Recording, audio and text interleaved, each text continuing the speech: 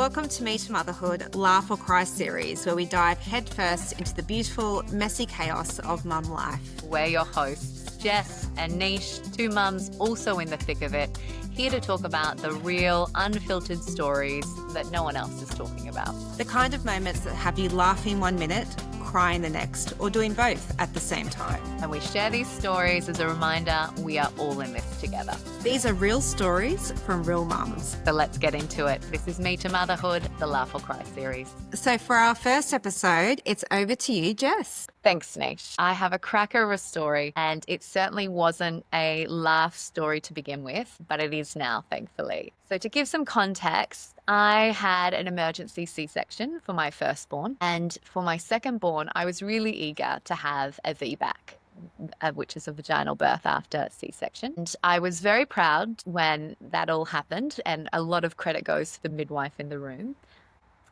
And here I am going home with this beautiful baby girl. However, there was this naive thinking, just go home and happily parent two little bambinos, and that there would be no recovery in regards to my last birth, where after the C-section, it was so hard to get in and out of bed that I couldn't drive for 6 weeks. I basically wore a nappy home. There were so many things that made it really challenging to recover as well as parent. So I was thinking this would be so much easier. That wasn't the case, unfortunately. And I got home and I was in the oxytocin love bubble. That was very strong. And still in that, I was feeling quite a bit of pain. And when that wore off and the hormones shifted and changed, I was in excruciating pain. And I had my midwife come over. And at first I thought it might actually be my stitches that were on fire. I wasn't even sure where it was all stemming from because everything was kind of raw. And she looks at the stitches. Everything is healing really beautifully. But she said, wow, these hemorrhoids are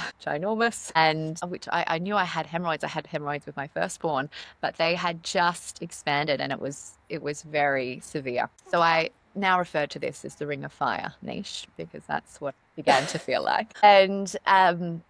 And this pain actually felt worse than labor. It was so intense. And I say that thinking realistically, I think it was because I had no end in sight. I didn't know how long this would take to heal. And I was just really struggling to the point where I couldn't sit. It was too painful. I couldn't stand for long periods of time. That was too painful. And here I was, haven't really connected or spent a lot of time with my little boy, firstborn, having to lie down on my side just to play trains with him.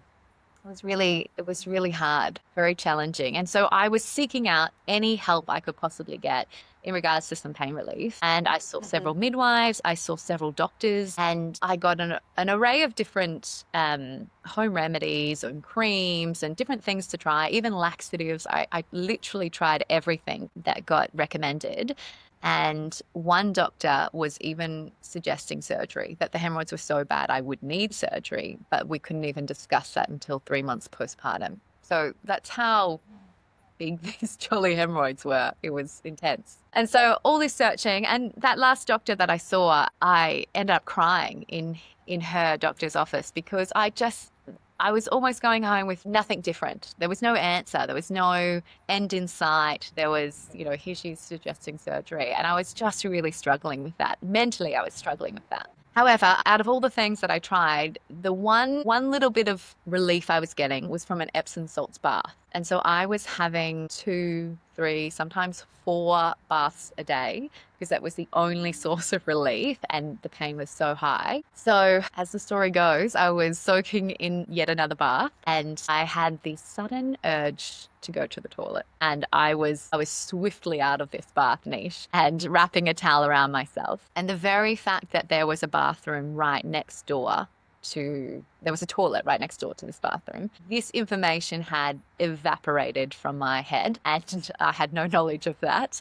And I wrapped the towel around myself and ran to the other end of the house. And halfway through, I pooed.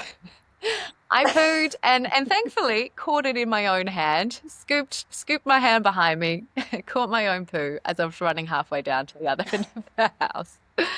And as I was passing the lounge room, that's when it was all happening. And I have these beaming eyes, out of my head as I was running past the lounge room where my husband was sitting. And this guy is known for his sense of humor. Here I am thinking he's going to run in and crack some jokes. But thankfully, he also knows how to read the room, and he comes in and he kneels down and offers some real love and compassion. I am literally sobbing with poo in my hands as I'm just, really losing it. Um, Yeah.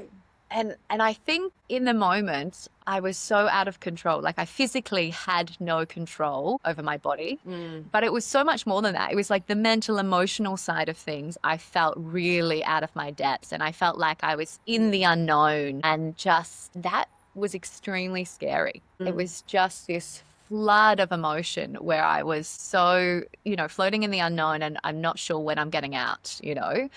And naively thinking I had it all together and it would be much easier. So it was days of crying. It took me days before I had any form of capacity to share that story. So it was really a challenging low point for me. But in saying that, when I did have capacity to share, that became extremely therapeutic to go and have a extremely good laugh about, there's a humorous side to, catching poo as you run past your husband straight after birth. And I talk about the therapeutic side and the laughter, because something that still happens to this day is that when I share this story with my sister, she has a really good laugh over this story. And she also has capacity when I'm talking to her and I might be sharing a bad day. She's always been great at holding space and, being a soundboard for me. And, she might come back with, gosh, Jess, that really sounds like a very hard day, but at least you did not shit in your hand today. So, the ability to share these stories that are low parts, that are challenging, like that was so intense and heavy for me at the time. But when I share it, the ability to lighten that story and to kind of release it, the heaviness is so incredibly powerful. And I think that's part of the reason why, you and I are creating this, so that we can share these stories and empower other women to feel the same way, to either empower them to share their own story and help liberate them from the heaviness that they hold, or have a laugh. So, yeah, it's so true with what you're saying, Jess. And I think no one tells you that loss of control around early motherhood, because everyone is focused on the baby. When the baby's born, everyone's focused on the baby. People come and see the baby. You get a midwife check, but they're looking at your physical kind of recovery. Yes. No one's really talking about the mental recovery or the mental adjustment to actually loss of control of your bodily functions, breastfeeding, when do you eat and drink, lack of sleep, when you can actually have some you time. When will your body stop hurting? That kind of thing. And I think by sharing these stories around that loss of control and that acknowledgement, I really feel that women are more empowered to be able to feel that it's acknowledged, but it's also normal. That's a normal part Yeah, absolutely. of what to expect in early motherhood, but you're not alone in it. Yes. And I think That is powerful. once you realize and you've shared that story, especially ones of loss of control, and another mum says, oh, man, you should hear my story. This is what happened last night. Yeah. There's that instant connection and bond. It really is. And I think you feel less isolated. You feel validated.